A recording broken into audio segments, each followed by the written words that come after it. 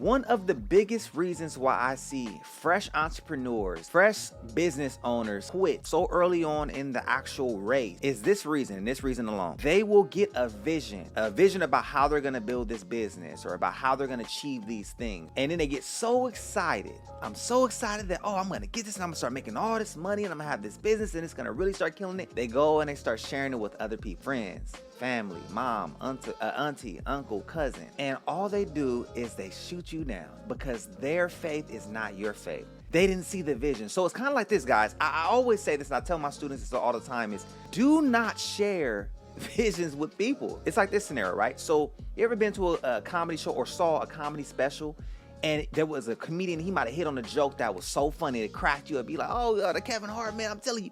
And you go and you try to explain it to somebody else, right? And you're trying to tell them the joke, but you're not telling them the way it's supposed to be delivered, so it's corny. You know, you might be like, yeah, Kevin Hart, and he did that thing, and he said this, and he said blah, blah, and here's the punchline. And they don't get it. And they're like, oh yeah, ha. They give you the courtesy laugh, right? It's because they were not there to witness it. They don't see it. They didn't actually see that take place, so it doesn't make sense to them, right? Your vision is the same thing. The thing that God placed in your heart so that you can go do these things, and here it is, right? That's something that only you saw. Do not try to illustrate that for somebody else so they can understand it. You keep that to yourself. Now, here's what you do. So the Bible says, write the vision, make it plain. So what we do is we write it down. Whatever that vision was that God showed you, write it down. He might have even showed you some steps, some tips, some things to do.